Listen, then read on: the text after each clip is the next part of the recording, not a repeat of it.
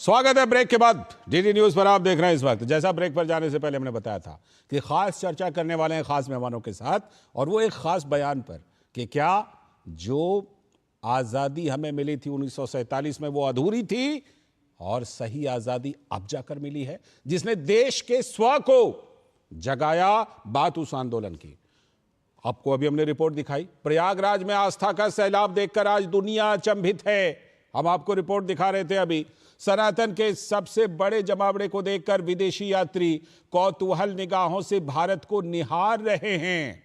कह सकते हैं कि भारत दुनिया में जीवंत परंपरा वाला एकमात्र देश है। हमारी परंपरा में आज भी सिंधु से लेकर सरस्वती नदी के किनारे की सभ्यता की झलक है। हम आज भी हजारों सालों की धार्मिक सांस्कृतिक पद्धतियों को अपनी संस्कृति का हिस्सा मानते हैं। कुंभ में आज दुनिया को इसका साक्षात दर्शन हो रहा है। तो जाहिर है कि राष्ट्रीय स्वयंसेवक संघ यानी आरएसएस के प्रमुख मोहन भागवत जब कहते हैं कि राम मंदिर के निर्माण की तारीख को प्रतिष्ठा द्वादशी के रूप में मनाया जाना चाहिए, तो इसके गूढ़ अर्थ हैं। संघ प्रमुख कहते हैं कि भारत की सच्ची आजादी इसी दिन स्थापित हुई थी। इसके लिए कई शताब्दियों तक प्रचक्र का सामना करना पड़ा था। मोहन भागवत कह रहे हैं कि राम मंदिर आंदोलन भारत के स्व को जगाने के लिए शुरू किया गया था, जिसे देश अपने पैरों पर खड़ा हो सके और दुनिया को रास्ता दिखा सके। पीएम मोदी की अगुवाई में 22 जनवरी 2024 को राम मंदिर में रामलला विराजमान की प्राण प्रतिष्ठा की गई थी। तो मोहन भागवत ने कहा कि राम मंदिर आंदोलन किसी के विरोध करने के लिए शुरू नहीं किया गया था, ये तो स्व को जगाने वाला आंदोलन था। रामलला की प्राण प्रतिष्ठा की तिथि पौष शुक्ल द्वादशी यानी कि 11 जनवरी को धूमधाम से संपन्न हुई। अभी पहली वर्षगांठ 50 लाख लोगों ने भव्य और दिव्य राम मंदिर में रामलला का उस दिन लोगों ने दर्शन किया। शिवसेना उद्धव गुट के नेता संजय राउत कह रहे हैं कि संघ प्रमुख सही नहीं कह रहे हैं। रामलला हजारों सालों से है, हम सबने संघर्ष किया है, लेकिन इस पर राजनीति नहीं होनी चाहिए। यह अलग बात है कि विवादास्पद ढांचे तोड़ने का श्रेय लेने वाले शिवसेना और बाला साहब ठाकरे की पार्टी मंदिर को लेकर आज इतना भ्रम में क्यों है। दरअसल दिक्कत सोच में है, वोट की सियासत में। भारत की अस्मिता और उसकी पहचान पर हुए हमले के सवाल पर भारत के लोगों के स्व आंदोलन को राजनीतिक स्वतंत्रता के चश्मे से नहीं देखा जा सकता। गुलामी की मानसिकता से बाहर निकलकर कभी स्वतंत्रता सेनानी रहे पूर्व राष्ट्रपति राजेंद्र प्रसाद और सरदार वल्लभ भाई पटेल जैसे नेता सोमनाथ मंदिर के पुनर्निर्माण में भूमिका निभाते हैं। क्या यह स्वतःस्फूर्त आंदोलन का प्रयास नहीं था? भारत की पहचान राम से है, कृष्ण से है, शिव से है, गंगा से है। क्या इसे सियासत के कारण भुला दिया जाए? क्या अयोध्या की कल्पना राम के बगैर हो सकती थी? फिर एक विवादित ढांचे को लेकर राजनीति क्यों खामोश रही? दुनिया में नेशन स्टेट की बढ़ती प्रचलन में भारत को भी नेशन स्टेट बनाने की कोशिश की गई, लेकिन क्या कोई सिविलाइजेशन स्टेट किसी ऐतिहासिक और भौगोलिक खांचे में फिट हो सकता है क्या? भारत की एकता का आधार तो उसकी प्राचीन संस्कृति है। विविधता में एकता का यह संदेश आज प्रयागराज महाकुंभ पूरी दुनिया को, पूरे विश्व को दे रहा है। तो आरएसएस प्रमुख मोहन भागवत ने कहा क्या था, हम आपको दिखाते हैं। उन्होंने कहा कि राम मंदिर निर्माण के दिन ही भारत की सच्ची आजादी हुई थी, जिसके लिए कई शताब्दियों तक आंदोलन हुआ। इसी आंदोलन ने भारत के स्व को जगाने का काम किया। पौष शुक्ल द्वादशी का नया नामकरण हुआ। पहले हम कहते थे वैकुंठ एकादशी, वैकुंठ द्वादशी, अब उसको प्रतिष्ठा द्वादशी कहना है, क्योंकि अनेक शतकों से परचक्र झेलने वाले भारत के सच्चे स्वतंत्रता की प्रतिष्ठा उस दिन हो गई। स्वतंत्रता थी, प्रतिष्ठित नहीं थी। तो वहीं शिवसेना यूबीटी के नेता संजय राउत ने आरएसएस प्रमुख के इस बात का खंडन किया। उन्होंने कहा वो संविधान के निर्माता नहीं है।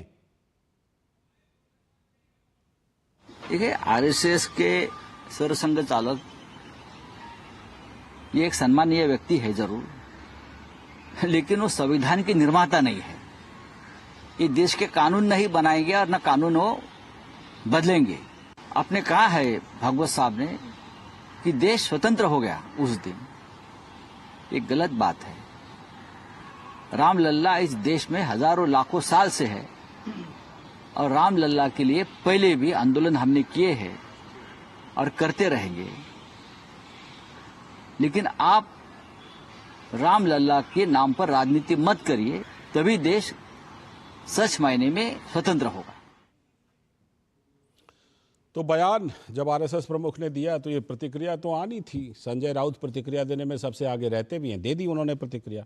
लेकिन जो आरएसएस प्रमुख का बयान है उसके संदर्भ को समझने की जरूरत है, और आज इसी संदर्भ को समझने के लिए खास चर्चा हम कर रहे हैं। और खास चर्चा में हमारे साथ जुड़ रहे हैं अवधेश कुमार जी, वरिष्ठ पत्रकार, हमारे साथ स्टूडियो में मौजूद हैं। बहुत बहुत स्वागत अवधेश सर। साथ में संदीप त्रिपाठी जी, कांग्रेस के नेता, बहुत बहुत स्वागत संदीप त्रिपाठी जी। और हमारे साथ हमारे सलाहकार संपादक विनोद मिश्र जी भी जुड़े हुए हैं। मैं चर्चा को विस्तार उन्हीं के जरिए पहले देता हूं। विनोद जी, ये जो बयान आरएसएस प्रमुख जी का आया और संजय राउत ने किन शब्दों में आपत्ति जताई वो हमने अभी सुनी ही, देखी ही। ये बताइए कि सबसे पहले तो इस बयान का संदर्भ कैसे समझा जाए, और दूसरी बात ये कि क्या ये ऐसा बयान था कि इसमें संजय राउत या किसी और को इस तरह से प्रतिक्रिया देने की जरूरत महसूस हो गई? लाल जी, अभी हमने कुंभ की वो झांकी देखी है जी, तो हमें लगता है कि हिंदुस्तान और सनातन के इस महान वैभव को अभी दुनिया देख रही है। दुनिया ने देखा है, टेलीविजन की स्क्रीन पे हो या कुंभ, प्रयागराज कुंभ में खुद वहां उपस्थित होके। सनातन के इस वैभव की बात जब आप करते हैं तो फिर उसकी झांकी आपको एक 100 की भी, एक सनातन की 100 जो जगाने का राम मंदिर आंदोलन था, तो वो आंदोलन की बात वो कह रहे थे कि राम मंदिर प्राण प्रतिष्ठा जो है उस दिन, जो द्वादशी को ये था प्रतिष्ठा का दिन, मोहन भागवत जी संघ प्रमुख कह रहे थे कि उस दिन को जो द्वादशी का दिन था उसको उन्होंने कहा प्रतिष्ठा द्वादशी इसका नाम होना चाहिए जी। क्योंकि ये देश की सच्ची आज़ादी का ये दिन है। आज़ादी का दिन, जैसे आपने पहले भी कहा था कि राजनीतिक स्वतंत्रता और आध्यात्मिक चेतना का स्वतंत्रता दोनों में फर्क है। बिल्कुल। भारत अगर अब तक अपने ऐतिहासिक गौरव, अपनी परंपरा, अपनी विरासत को भुला के अगर सीधे सीधे एक राजनीतिक ढांचे में फिट करने की कोशिश कर रहे हो तो क्या ये भारत कभी फिट होगा? तो ये 500 साल का जो राम मंदिर आंदोलन था, और उस आंदोलन को देखिए 100 साल तो कोर्ट कचहरी में लोग लड़ते रहे। देश में राम मंदिर का निर्माण तब हुआ जब सुप्रीम कोर्ट के संवैधानिक पीठ ने इसके सपोर्ट में एक फैसला दिया कि राम मंदिर अयोध्या में बननी चाहिए, भव्य मंदिर बननी चाहिए जी। तो हम ये कह सकते हैं कि ये आज का दौर जो है, जब पीएम मोदी कहते हैं कि विकास के साथ विरासत भी, तो उस बात को समझना चाहिए कि 2014 में जब पीएम मोदी बनारस जाते हैं और वो कहते हैं कि मुझे माँ गंगा ने बुलाया है, तो उसका भी अर्थ है। और माँ गंगा ने बुलाया है तो विरासत के लिए जो एक भागीरथ प्रयास पीएम मोदी ने किया है, उसकी झांकी आज आप प्रयागराज कुंभ में देखते हैं। उसकी झांकी अभी 11 जनवरी को जब 1 साल हुए प्राण प्रतिष्ठा में 50 लाख लोगों ने वहां दर्शन किया है। तो ये जो 100 जगाने का राम मंदिर आंदोलन था, उसकी व्याख्या करते हुए मोहन भागवत जी कहते हैं कि ये देश में आजादी के लिए तो एक आंदोलन हुआ, लेकिन वो जो स्वतंत्रता थी उसकी चेतना को जगाने के लिए, भारत की चेतना को जगाने के लिए जो विस्मृत सी हो गई थी, ठीक है, तो वो जगाने के लिए वो प्राण प्रतिष्ठा का दिन, प्राण प्रतिष्ठा द्वादशी कहते हैं कि वो सच्ची आजादी का प्रतीक बन गया है। ठीक है, ठीक है। मैं संदीप जी के पास जाऊं उससे पहले अवधेश सर से जरा एक प्रतिक्रिया ले लेता हूं। अवधेश सर, क्या धीरे धीरे इस बात को अब ज्यादा लोग मान रहे हैं कि हमें जो 15 अगस्त 1947 को आज़ादी मिली, वो आज़ादी कहीं ना कहीं अधूरी थी, राजनीतिक आज़ादी थी, लेकिन बाकी कई मायनों में वो आज़ादी हमारी अधूरी थी, और अब जा कर के बहुत सारे ऐसे लोग इस बात को महसूस कर रहे हैं क्या, अनुभव कर रहे हैं क्या कि अब हमारी वास्तविक आज़ादी हुई है, और संघ प्रमुख के बयान को क्या उसी संदर्भ में देखा जाना चाहिए? इसका थोड़ा अर्थ गलत लगेगा।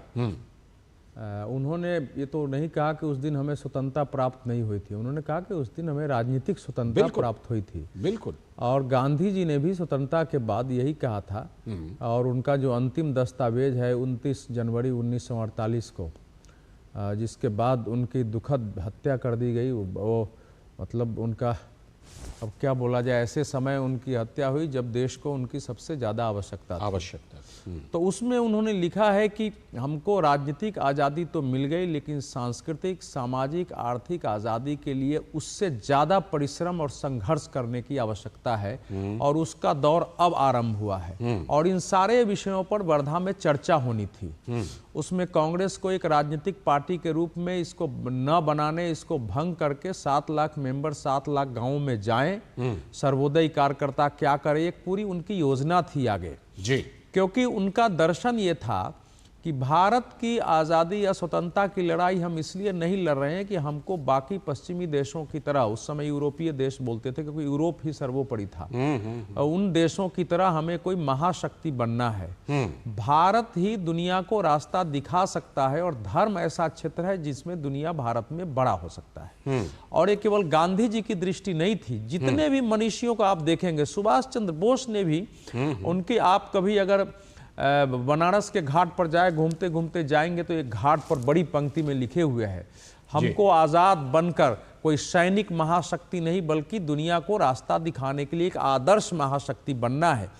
और जिसकी आपने अपने पैकेज में, बहुत सुंदर पैकेज था जिसमें नेशन स्टेट से लेके बाकी चीज़ों की चर्चा थी। जी। और जिसमें आपने डॉक्टर राजेंद्र प्रसाद से लेके वल्लभ भाई पटेल की चर्चा की, उसमें कन्हैया लाल, मानिक लाल मुंशी से लेके बहुत सारे नेता, आप उस समय के बयान देखें तो सारे नेताओं का यही एक मत था। ऐसा नहीं था कि उसमें कोई दूरी थी, बिल्कुल, कि भारत उस रूप में नहीं है। तो इसीलिए वो जो स्वतंत्रता, माने स्वतंत्रता में स्वतंत्र है, तो स्वतंत्रता में अपराधीनता से मुक्ति में, दोनों में थोड़ा अंतर है। तो अंग्रेजों की पराधीनता से हम मुक्ति हुए। मोहन भागवत जी ने जो आज कहा है वो थोड़ा उनका लंबा भाषण है, कभी भी टेलीविजन पर हम उतना चला भी नहीं सकते हैं। जी। लेकिन उसको कभी भी किसी भाषण को जिसको टिप्पणी करनी हो, पूरा सुन के टिप्पणी करनी चाहिए। आजकल राजनीतिक रूप से हम कुछ भी बोल देते हैं, और ये अकेले भाषण नहीं था, ये वल्लभ भाई पटेल के भाषण में आपको सब मिलेगा, डॉक्टर राजेंद्र प्रसाद के, कन्हैया लाल, मानिक लाल मुंशी से लेके संविधान सभा में इस पर इतने भाषण है कि भारत की पहचान किस रूप में है। ठीक है, अध्यात्म हमारी जो है वो हमारा मूल। तो अब जो ये भारत, देखिए अयोध्या में क्या हुआ कि उस दिन मैं वहां था। संपूर्ण भारत में राजनीतिक मतभेद के बावजूद हर चुपचाप हर पार्टी के लोग ने गांव-गांव में, शहरों में उस दिन वो ध्वज लहराए थे, कीर्तन निकल रहे थे, शोभा यात्राएं निकल। अयोध्या में देखते थे आबाल वृद्ध, कोई जाति नहीं, कोई पंथ नहीं, पता नहीं क्या भाषा है, मैं स्वयं देख रहा था। प्रयागराज में भी, और वो आ रहे हैं अब उसका एक व्याप पड़ा। बड़े संगम में लोग पहले आते थे, लेकिन इस रूप में जो इस बार का संगम है, खासकर 2019 के बाद जो संगम लगा है, अभी तक समस्या क्या थी, पहले के भी नेताओं ने काम किया, लेकिन संगम क्या है, इसके महत्व क्या है, उन तिथियों के मायने क्या है, वहां स्नान की परंपरा में क्या है, कर्मकांड कैसे होते हैं, इसको भव्य स्वरूप दे करके भारत दुनिया को कैसे सीखे कि जीना है। बिल्कुल, तो उसी को विश्व गुरु कहते हैं। जाके नहीं बताएंगे कि हम गुरु हैं, तो उस रूप में व्यवस्था करना राजनीतिक नेतृत्व की भूमिका होती है। ठीक है, जो भूमिका की वो थोड़ा अंतर, इस बार मौलिक अंतर आया है। ठीक है, मैं लौटता हूं आपके पास, मुझे संदीप जी को शामिल कर दीजिए। संदीप जी, एक चीज जरा जो अभी दोनों ने, अवधेश जी ने भी और विनोद जी ने भी जिक्र किया, देखिए जिस संदर्भ में महात्मा गांधी जी, हमारे तमाम बड़े बड़े नेता बयान देते हैं कि सच मायने में हमें 15 अगस्त 1947 के बाद भी बहुत कुछ करने की आवश्यकता है। संघ प्रमुख जी का एक बयान आता है, इस बयान में क्या आपत्ति है जब यह बयान उसी लाइन पर है जो कि आपके सहयोगी ने, और मुझे नहीं पता कि कांग्रेस इस पर क्या प्रतिक्रिया देगी, लेकिन आपके एक सहयोगी अभी तक तो खैर हैं, अभी तक औपचारिक तौर पर वो टूटे नहीं हैं, उन्होंने इस तरह की प्रतिक्रिया दी, संजय राउत जी ने, क्या इसमें आपत्तिजनक?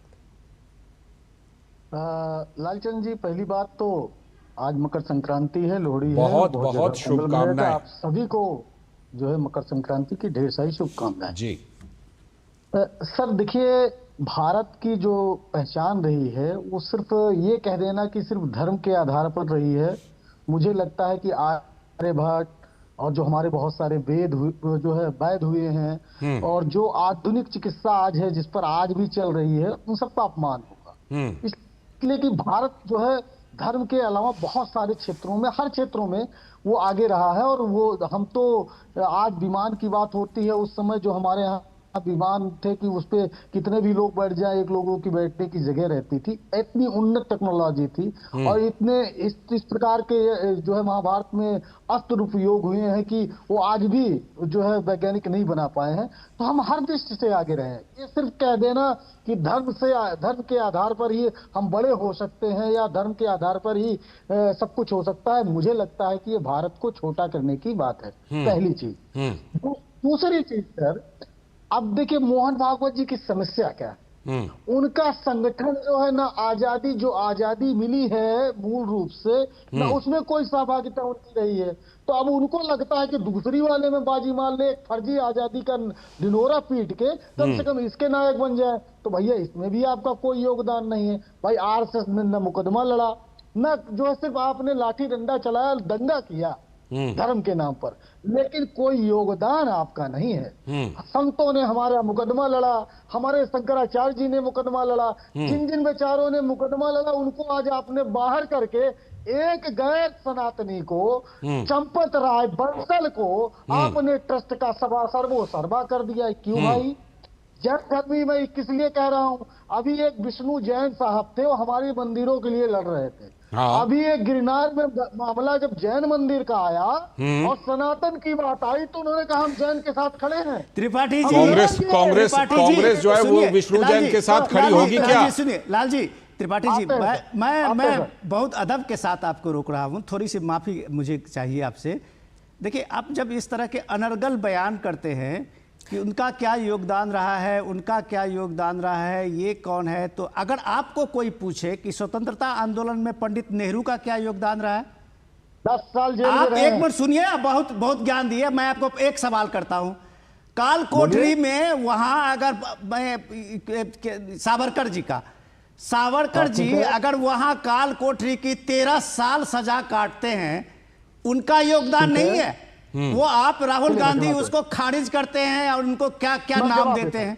मैं जवाब दे देता और एक बार सुनिए तो सही। और जो कांग्रेस के नेता कभी एक दिन जेल नहीं गए और जेल के नाम पे आगा खान पैलेस में रहे, आप उनको कह रहे हैं कि उनको महान योगदान था। स्वतंत्रता सेनानी के नाम पे आप लोगों ने कितने लोगों के योगदान को अभी तक बनाया है?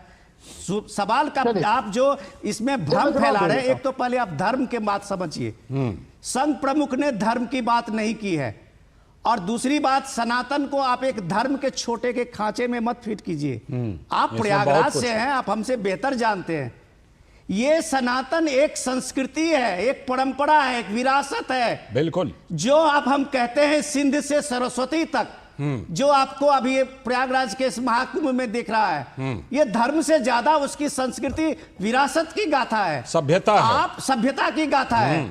तो आपने उसको एक संकुचित दायरे में, नेशन स्टेट के फ्रेम में लाने की कोशिश की है। जो यूनियन ऑफ इंडिया की बात आप कहते हैं, आप भूल जाते हैं कि भारत एक सिविलाइजेशनल स्टेट है जिसके हजारों हजार साल की परंपरा और विरासत है। ये विरासत के गौरव करने की जो ये शुरुआत हुई है प्राइम मिनिस्टर मोदी के आने के बाद, मैं जवाब देता हूं। 2014 के बाद आप सुन लीजिए, आपने उस विरासत को किस तरह से एक तरह से जलील किया है कि डॉक्टर राजेंद्र प्रसाद जब सोमनाथ मंदिर के पुनर्निर्माण के शिलान्यास उद्घाटन में जा रहे थे, शिवलिंग की स्थापना में, तो नेहरू जी ने पत्र लिखा था। नहीं भूल गए आप? भूल गए जो बात अभी अवधेश जी कह रहे थे कि उसके बावजूद वो गए। ऐतिहासिक बात आप करने लगेंगे तो आप छोड़ के भाग जाएंगे। बिल्कुल, ये बात अलग है, उसके बावजूद पे आइए। मुद्दा ये है कि मोहन भागवत जी ने जो कहा है कि ये स्व को जगाने वाला ये आंदोलन भारत में पहली बार राम मंदिर के प्राण प्रतिष्ठा के दिन स्थापित हुई थी, ठीक है, जिसमें भारत का सोल लौटा है। संदीप जी अपना मत नहीं दे रहे हैं। इस समय जो कांग्रेस है राहुल गांधी जी के नेतृत्व में, जो अल्ट्रा लेफ्टिस्ट, अल्ट्रा सोशलिस्टों के की रणनीति से, जिसके बारे में कांग्रेस से निकले हुए लोग भी आरोप लगाते हैं, वही रखेंगे। उनको भी मालूम है कि सच क्या है। मैं संदीप जी आप जवाब दीजिएगा, लेकिन मैं एक दो चीजें जोड़ देता हूं। पहली बात, जी सर। आपने कहा कि सनातन को, जो विनोद जी ने भी कहा कि सनातन को धर्म, मुझे लगता है यही तो सनातन है जिसमें अथर्ववेद है, जिसमें पूरी चिकित्सा की बात है। यही तो सनातन है जिसमें कामसूत्र जैसा जो है वो ग्रंथ है। यही तो सनातन है जिसमें और भी बहुत सारी चीजें। आप इसको सिर्फ धर्म तक कैसे सीमित कर देते हैं? दूसरी बात ये, आपने कहा आरएसएस का कोई योगदान नहीं। डॉक्टर केशव बलिराम हेडगेवार कांग्रेस के नेता थे। कांग्रेस से वो उन्होंने स्वतंत्रता की लड़ाई लड़ी कि नहीं लड़ी? उनका पूरा वो हिस्ट्री है कि उन्होंने आजादी की लड़ाई में क्या योगदान दिया। 1925 में जो आरएसएस बना, उनके बहुत सारे लोगों को इस बात की स्वतंत्रता थी कि कांग्रेस के बैनर के तले आप स्वतंत्रता की लड़ाई में, आजादी की लड़ाई में अपना योगदान दीजिए। लोग दे रहे थे योगदान। अब मैं जवाब देता हूं सर। दीजिए। आपने भी एक वर्डिक्ट दिया और विनोद जी ने भी वर्डिक्ट दिया, सवाल नहीं किया। वर्डिक्ट नहीं, इसको वर्डिक्ट नहीं कहिए। सुनिए सर, अब मैं जवाब दे देता हूँ। मैं फिर कह रहा हूं, फिर भी मैं जवाब दे रहा हूं जी। जो है विनोद जी के मुख्यतः 3 चीजें थी कि आपने जो है जो स्वतंत्रता सेनानी थे उनका कितना सम्मान किया। सरदार वल्लभ भाई पटेल जी से लेकर किसी भी ऐसे स्वतंत्रता संग्राम सेनानी का नाम बताइए जिसके नाम पर हमने जो है सार्वजनिक संस्थानों के नाम नहीं रखे या बनाए नहीं। किसी के नाम पर एयरपोर्ट, किसी के नाम पर कोई संस्था, किसी न किसी के नाम पर हर एक चीज बना है। अभी एक विवाद आया था, मैं थोड़ा सा 1 मिनट के लिए आपको रोकता हूं। अभी एक विवाद आया मनमोहन सिंह जी के स्मारक को लेकर के। 1 मिनट, बस खाली 1 मिनट। अभी एक विवाद आया कि मनमोहन सिंह जी की अंत्येष्टि कहां होगी, स्मारक कहां होगा। लेकिन आप जानते हैं कितने बड़े बड़े नेताओं के अंत्येष्टि, तो स्मारक तो छोड़िए, अंत्येष्टि तक दिल्ली में नहीं होने दी गई। मैं अभी इस समय वो गिनाना नहीं चाहता। नहीं देखिए, इसमें फंसेंगे ना। ठीक है संदीप जी, अवधेश जी एक बात रख लेते हैं, उसके बाद देखिए इस समय जो हम बात कर रहे हैं अवधेश, वो इस पर कर रहे हैं कि 22 जनवरी की प्राण प्रतिष्ठा के बाद और इस बार के प्रयागराज का जो महाकुंभ है उसके बाद देश का वातावरण कैसा बना है, देश किस रूप में उठ के खड़ा और विश्व हमको किस रूप में देख रहा है, ये भी बात, और वो चेतना जो जगी है उसका अर्थ क्या है। ये मोहन जी का पूरा एक इंटीग्रल भाषण था। उन्होंने किसको सेक्रेटरी बनाया, नहीं बनाया, मैंने तो नहीं देखा कि कोई कांग्रेस या दूसरी पार्टी के लोग कह रहे हैं कि भाई मैं भी राम मंदिर बनाने में सहयोग करना चाहता हूं, हमको ट्रस्ट में रख लीजिए, या भाई हमारी भी भूमिका हो, हम भी आना चाहते हैं, दर्शन के लिए नहीं गए बहुत सारे बड़े। अच्छा, तो ये तो हमने देखा नहीं ना किसी पार्टी की। समस्या यहां आती है कि जो काम कर रहे हैं या कभी भी पॉलिटिकल पार्टियों में बीजेपी या कुछ 1-2 उनके साथियों को छोड़ दिए, तो अयोध्या में श्री राम मंदिर उस विवादित स्थल पर बने, वो सच्चाई है, ये पक्ष रखने की किसी ने कोशिश नहीं की। दिल में थी, कांग्रेस के लोग हम लोगों से बात करते थे, लेकिन पार्टी का मत नहीं था। अच्छा, इस समय अवधेश सर, इसमें भी कोई दुविधा है? जैसे मैं कुछ कांग्रेसी नेताओं को देखता हूं, कहते हैं ताला तो हमने खुलवाया ना, हमने, हमारे राजीव गांधी, इसमें भी दुविधाग्रस्त है आपके पास इतना। सुनिए, ऐसा है, बस ताला कोर्ट ने किया, आंदोलन का दबाव इतना था, और शाहबानो मामले के बाद राजीव गांधी जी पर इतना दबाव था कि देश में यह भाव पैदा हो गया है कि सरकार मुसलमानों का भयानक रूप से तुष्टीकरण कर रही है। अगर हम बैलेंस नहीं करेंगे तो इसलिए मतलब उस समय जो प्रतिवादी थे वो गए भी नहीं आगे के कोर्ट में, और कोर्ट ने ऑर्डर दिया और वो तैयारी थी, ताला खुल गया। ये बात सही है कि उस समय सरकार इनकी थी तो उनके काल में खुला, लेकिन सरकार चाहती ना तो ये कोर्ट में विषय जाता ही नहीं, कोर्ट के पहले ही ताला सबको मालूम था पूजा करने जा रहे हैं। संदीप जी का जवाब, उसके बाद फिर बाकी हम लोग बात करेंगे। संदीप जी ये बताइए कि क्या आज भी कांग्रेस इस मामले में क्लियर है कि भाई राम मंदिर का क्रेडिट लेना है कि नहीं लेना है? आते हैं सर। देखिए अवधेश जी, अभी आपने कहा कि कोर्ट के आदेश पर ताला खुला, तो कोर्ट के आदेश पे मंदिर भी बन रहा है, तो मोदी जी ने जो है जज के माथे पर बंदूक रख के डिसीजन तो लिखाया नहीं, मुकदमा किसी और ने लड़ा। यही बात तो मैं कह रहा हूं। और अभी आपने कहा कि धर्म के सिर्फ अकेले खांचे में मत रखिए सनातन को, यही बात मैंने यही से शुरुआत बात की कि बिल्कुल धर्म के खांचे में अकेले मत रखिए। हमारा सनातन बहुत बृहद है, बहुत सक्षम है, लेकिन दिक्कत यह है कि अगर आप वीर सावरकर जी की बात कर रहे हैं तो वीर सावरकर जी ने एक पुस्तक का नाम मुझे नहीं याद आ रहा है, उन्होंने स्पष्ट लिखा कि जितना सनातन धर्म का, हिंदू धर्म का नुकसान मुगलों ने नहीं किया, उससे ज्यादा बौद्धों ने किया है, उससे ज्यादा जैनियों ने किया है। मानिए फिर आप उस बात को, फिर मैं इस अच्छा, बात पे सब अब आप वहां पर जो है वहां पर लड़ाना चाहते हैं ना, वहां पर लड़ाना चाहते हैं। हाँ। आप इसे अंतर नहीं कीजिए, आप मुद्दे पे रहिए ना, आपका योगदान ही हम लोग सुनना चाहते हैं। हाँ, कांग्रेस का नजर, कांग्रेस का दृष्टिकोण। सर तो सर बिल्कुल, तो अब बात आ रही है राम मंदिर आज जहां बना 63 एकड़ जमीन नरसिम्हा राव जी के समय में एक्वायर हुई, राम मंदिर का ताला हमारे समय में खुला, उस जमीन में तो जाना चाहिए था ना, फिर परहेज क्यों कर लिए, मैं ये कह रहा हूं। हम बताते हैं सर, बताते हैं। वो तो कोई सीना ठोक कर धार्मिक जाते हैं, आयोजन- वो कहते हैं कि हाँ हमारे हैं, हमारा है ये काम। बताते हैं सर, बता रहे हैं सर, बिल्कुल बता रहे हैं, और कई उदाहरण दे रहे हैं जहां वो भी नहीं गए हैं। मैं इसका एकदम बता रहा हूं सर। देखिए बड़ी विडंबना सर, अगर आप बात करेंगे, धर्म की बात करेंगे, तो भारतीय जनता पार्टी और आरएसएस आर्य समाज को मानने वाले लोग हैं मूलतः। ये कभी सनातन को नहीं मानते, मूर्ति पूजा का सदैव विरोध करते हैं।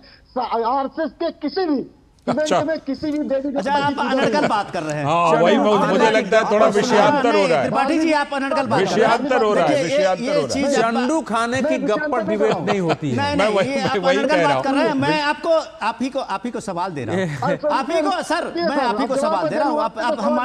आप हमारे विषय को ही, अज्ञानता का कंटेंट को ही प्रदर्शन आप मत इधर उधर करिए भटका भाई। दीजिए, तो हम इसके लिए नहीं बैठे ठीक है, एक सवाल ले लीजिए, विनोद जी का एक सवाल लीजिए।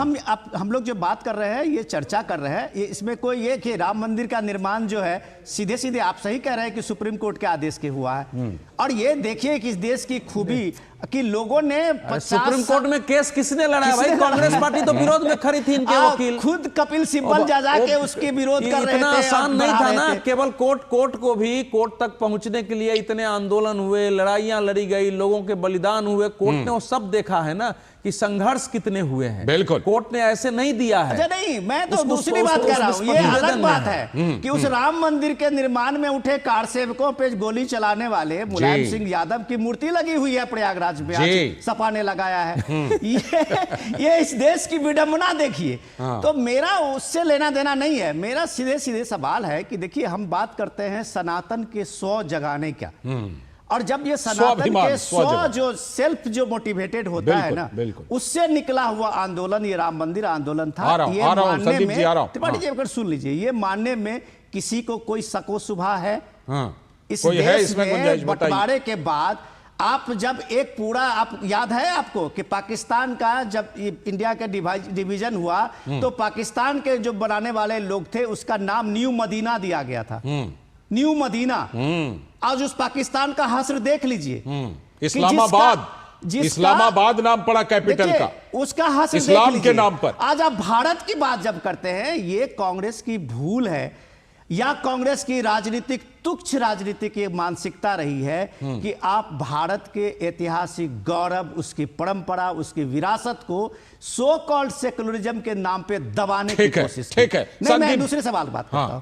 मेरा पॉइंट ये है इसमें, अब देश जी विस्तार से बताएंगे क्योंकि बहुत आंदोलन के करीब रहे हैं कि आज अगर देखिए, नहीं आप बहुत विषयांतर कर रहे हैं, आप इस चीज को समझिए। हम लोग लोगों के लिए बता रहे हैं कि उन्होंने जब कहा है तो ये आपको जानना है, हम लोगों को भी जानना चाहिए कि संत लड़ रहे थे, कोर्ट जा रहे थे, ओके, सब कुछ कर रहे थे, 50 साल तक कर रहे थे, आप ही की सरकार थी।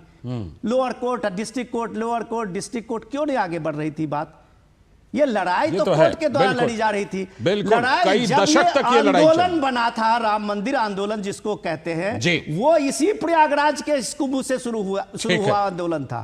और ये संघ की भूमिका जब बात आप करते हैं, तब आपको इसको देखना पड़ेगा कि इसका विस्तार कहां, फलक कहां बढ़ा, और कैसे वो प्राण प्रतिष्ठा के दिन प्राइम मिनिस्टर मोदी खुद मंदिर के प्राण प्रतिष्ठा के दिन वहां मौजूद होते हैं। संदीप जी, तो ये सब चीज समझने के लिए आप इधर उधर की बात, संदीप जी प्रतिक्रिया, संदीप जी।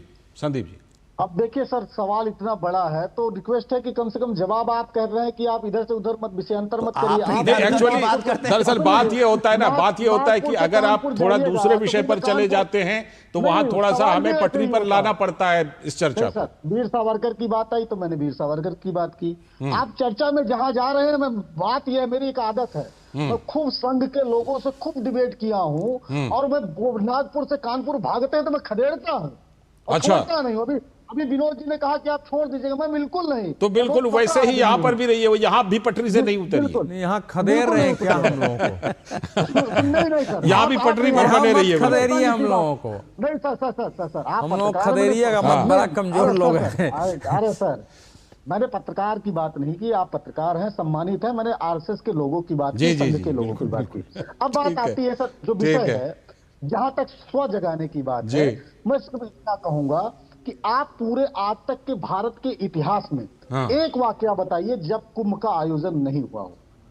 मुगलों का शासन रहा, हाँ। अंग्रेजों का शासन रहा, और भी जो बहुत सारे हमारे यहाँ आक्रमणकारी आते रहे, लेकिन हाँ। एक वाकया बताइए जब कुंभ का ये आयोजन सनातन नहीं की हुआ हो। शक्ति नहीं, कुंभ थी, रुका ये है, सनातन की शक्ति नहीं, नहीं, कुंभ रुका है, थी, जो अरे ये भाई, आयोजन कभी अरे रुका भाई, ऐसा है, नहीं। एक बार ऐसा हुआ है 1954 में। नहीं नहीं, कुंभ जो है, हाँ। कुंभ अंग्रेजों के समय भी रोकने की कोशिश मैं हुई, वही कह और रहा हूं, कुंभ के रूप में ये नहीं, सनातन मुगलों- की शक्ति मुगलों के थी, समय जो भी कोई रोकने रोक की नहीं कोशिश सकता हुई था, है। ना कभी रोक पाएगा। यारो, कुंभ के नाम से लेकिन नहीं अंतर करके है, लोग जाके ये स्नान अंतर करके उस है पर आ आज गए, के लेकिन वो आयोजन रुका है। में और अनेक आज बार से बात पहले हुआ के है। आयोजनों में अंतर है। वो मैं अंतर जवाब दे रहा दिखाई हूं, पड़ रहा है। समय की कमी है, समय की कमी है। मुझे यहीं पर इस चर्चा को समाप्त करना पड़ेगा, कभी और हम लोग करेंगे। फिलहाल बहुत बहुत शुक्रिया संदीप जी, अवधेश सर जुड़ने के लिए, विनोद जी जुड़ने के लिए बहुत बहुत शुक्रिया इस खास चर्चा में।